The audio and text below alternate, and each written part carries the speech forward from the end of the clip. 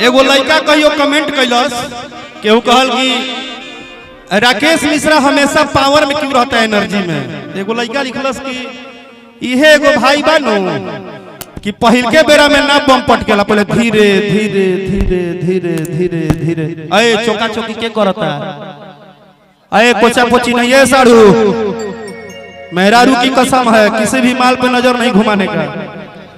हाँ सब अपना प्राइवेट है, नॉट भी सरकारी। यू आर द तरकारी, this in the fast fast fast. आज मूर्छा छूटल संग्राम भैया। ये गीत भैया जानते हैं, एक एक लड़कों के एक एक दिलों में ये गीत राज किया है। और ये गीत आज से 9 साल 10 साल पहले मेरा शायद बजा था कि याद आवेला पिछला होली, हरे बोलत रहू अगरा के। अनमोल भाई अपन चीज है कि मन बिगाड़ देले बारू रंग लगा के। एक बार तनी भोजपुरिया अंदाज मामूली उठा के, मन बिगाड़ देले बारू रंग लगा के, गोरगाल हमारा गालों में सटा। मन बिगाड़ देले बारू रंग लगा के, गोरगाल हमारा गालों में सटा के।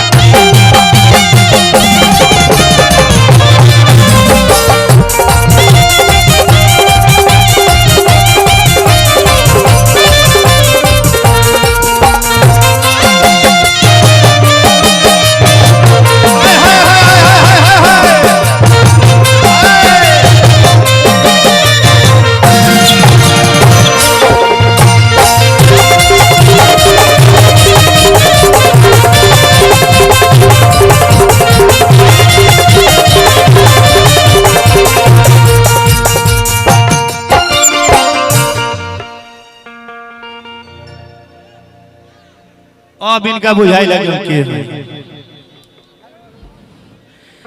हर किए भौजी के सिस्टर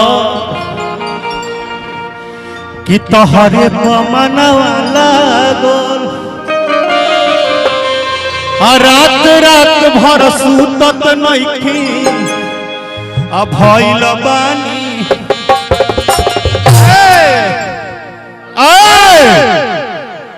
हर किए भौजी के सिस्टर तोहरे मनवा लागल, रात रात भर सुतत नइखी भइल बानी पागल हो।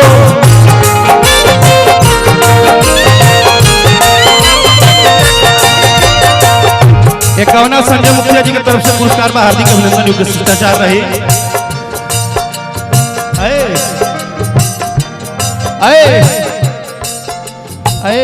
है ना वो होली आइल बा, होली कलरफुल रहा।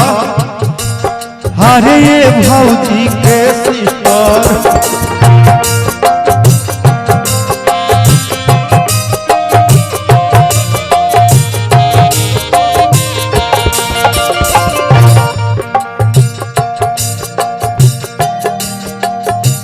जब हीरो कभी भी खड़ा होगा तो हीरोइन चाहे इधर रहे चाहे इधर रहे।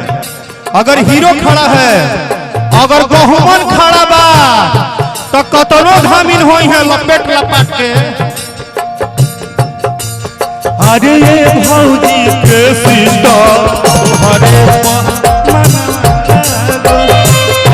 ये एक ही मेरा गुरु है, ये सिखाने वाला अंजनी सिंह। रिदम पे गायक गाता है कैसे, रात रात भर भाई पागल हो।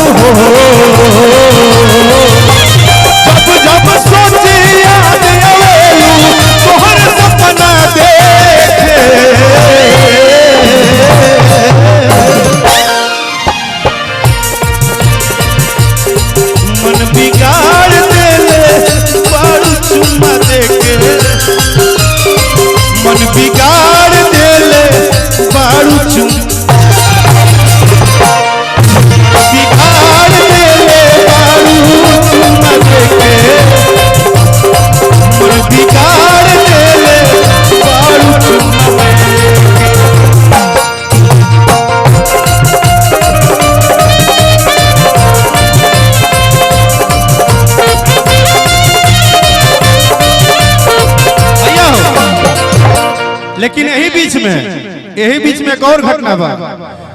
जब जीजवा ढेर पागल होई बा तो सलिया कहत दिया कि लहंगा में मार देब ताला जीजा, आए हाय आए हाय, लहंगा में मार देब ताला जीजा, ताला जीजा, तो होली में हिलाई हम कंठी माला जीजा।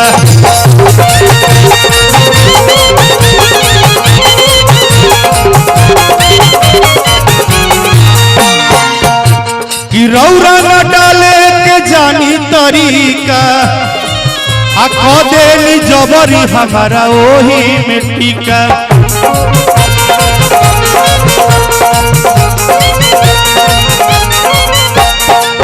अब जीजवा कहला कि लहंगा में मर भूज ताला साली, आए हाय आए हाय आए हाय, लहंगा में मर भूज ताला साली, ताला साली, तो वाला बात को दे भाला साली।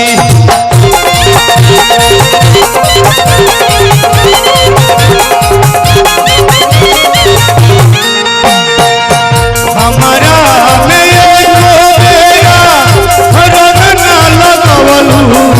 सुनर को साली हो, हमारा में